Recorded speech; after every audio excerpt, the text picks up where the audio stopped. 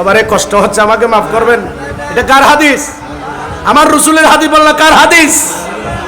আমার নবী বলেন প্রতিটা পাপের শাস্তি আমার আল্লাহ আখিরাতে দেবে, কিন্তু মা বাবার সাথে বেয়াদবি করলেন আমার নবী বলেন তার শাস্তি আমার আল্লাহ দেবেন ফিল হায়াতিদ দুনিয়া ক্বাবলাল মামাত, মৃত্যু হবার আগে দেবে। আর খবর তো ওই যে বলেছিলাম আল হযরতে আলকা আমার কলমা আসতেছে না কেন?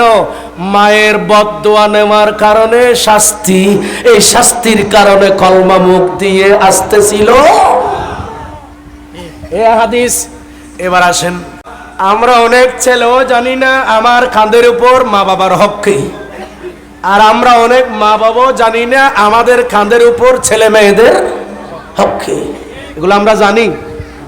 বলেন না জানি? জানি না।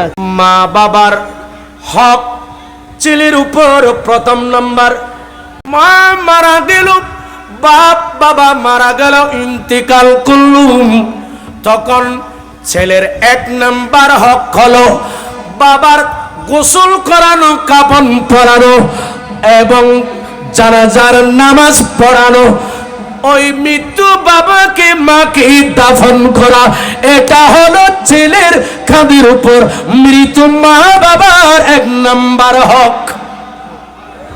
সুবহানাল্লাহ বলেন না? জীবিত অবস্থায় ভরণ পোষণ চিকিৎসা এগুলো ছাড়া ইন্তেকাল করার পর এত বোধ কি মনে করছে যে বাবা মারা গিয়ে বাচ্চারা কান্দম পড়ব। আমাদের দেশে একটা কুঅভ্যাস আছে, আপনারা কি রাগ করবেন? রাগ করবেন?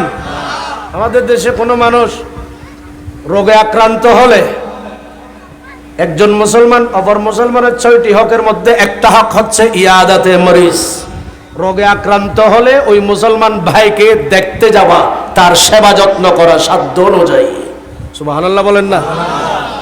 এখন তো আমরা সেই হকগুলো পালন করতেছি না। যারা মা বাবার হক পালন না করেন, এটা এলাকার মুসলমানের হক তুমি পালন করছে। কথা বলেন ঠিক কিনা?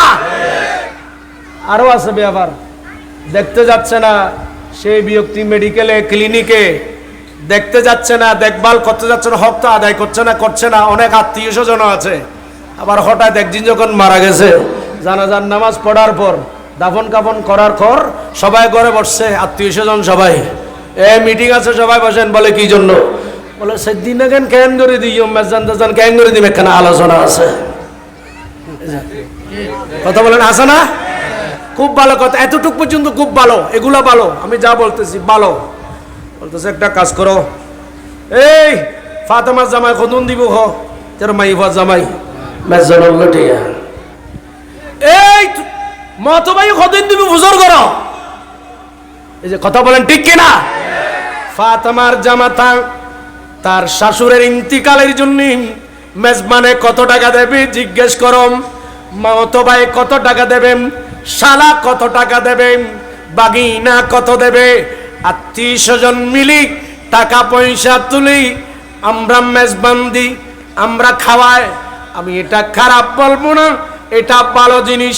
এথামতুয়াম মানুষকে খাওয়ানো এটা ভালো, তবে উচিত ছিল এই মানুষ যখন জীবিত ছিল তার চিকিৎসার জন্য পয়সা নাই, তাকে ওষুধ কেনার জন্য পয়সা নাই, ইনজেকশন ক্রয় করার জন্য পয়সা নাই, মেজবানে দেওয়ার আগে সেই যখন জীবিত ছিল, সেই যখন অসুস্থ ছিল, তখন তার ওষুধ খরচ দেওয়ার জন্য ওইখানে টাকা দেওয়া আগে উচিত ছিল।